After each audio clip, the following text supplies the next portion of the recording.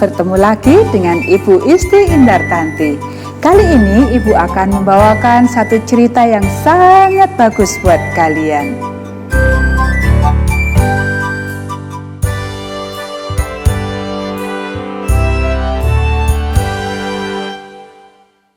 Mujizat di tengah malam.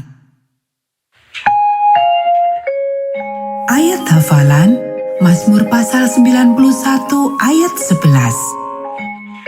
Sebab malaikat-malaikatnya akan diperintahkannya kepadamu untuk menjaga engkau di segala jalanmu. Pekabaran pelajaran ini, aku melayani Allah dengan membantu orang dalam situasi darurat.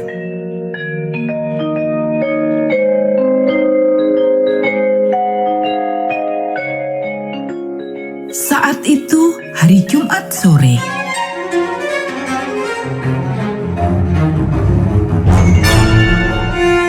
Juan berada di halaman depan rumahnya, sedang mengumpulkan mainan untuk bersiap-siap menyambut Sabat.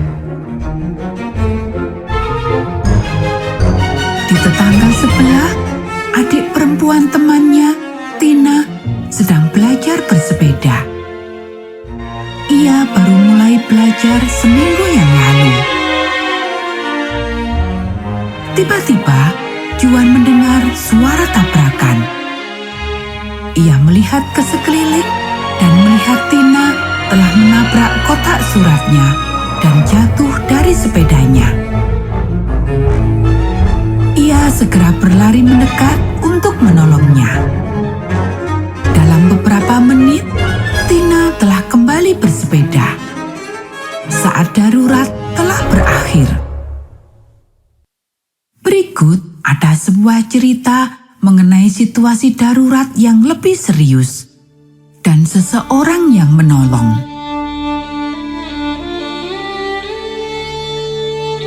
Eutikus memukul lalat yang mendengung-dengung di telinganya. Panas sekali di sini, ia berpikir. Coba ada sedikit saja embusan angin. Lantai 3 ruang pertemuan dipenuhi orang. Sepertinya semua orang di Troas datang untuk mengucapkan salam perpisahan kepada Paulus. Malam ini adalah malam terakhirnya bersama mereka. Tetapi tidak seorang pun menginginkan dia pergi. Setelah makan bersama, mereka meminta Paulus untuk berbicara satu kali lagi. Jadilah kuat di dalam Yesus. Paulus memberi semangat. Waktu cepat berlalu sementara Paulus berbicara. Tidak lama kemudian, sudah tengah malam. Sambil duduk di pinggir jendela yang terbuka, Eutikus mulai menguap. Bukan karena pertemuan itu membosankan. Mendengarkan Paulus merupakan hal terbaik setelah Yesus sendiri.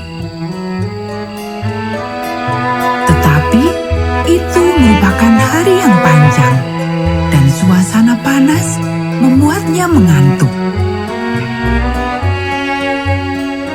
Ia bergeser sedikit di ambang jendela. Ia tiba agak terlambat. Karena ruangan itu sangat ramai, kelihatannya jendela itu tempat duduk yang bagus dan barangkali akan lebih sejuk. Ia menguap lagi.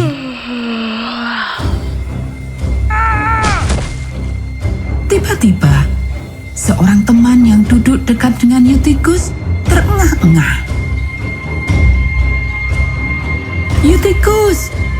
ia berteriak. Oh tidak, Eutikus jatuh dari jendela.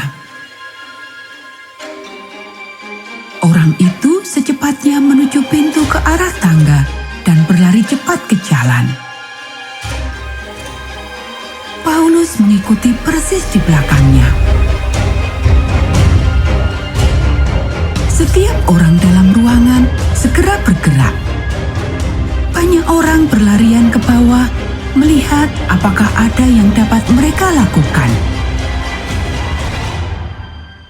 Mereka mendekati Eutikus, tetapi ia tidak bergerak. Tidak diragukan lagi kalau ia telah mati. Semua orang tertegun. Mereka tidak mengetahui apa yang harus dikatakan. Sambil duduk, Paulus mengangkat Eutikus dan menopang dengan kedua tangannya. Diam-diam ia berdoa. Akhirnya, Paulus mengangkat kepala melihat teman-temannya. "Jangan takut," katanya. "Eutikus masih hidup." Eutikus membuka matanya dan melihat ke sekeliling. Ia melihat air mata di wajah teman-temannya. "Apakah yang terjadi?" dia bertanya. "Mengapa kalian menangis?" Malam itu tidak sepi lagi. Setiap orang tampaknya terbangun dan dipenuhi sukacita. "Eutikus, Eutikus, kau masih hidup. Oh, terima kasih Tuhan." Mereka menangis haru. Mereka kembali ke atas dalam ruangan yang hangat.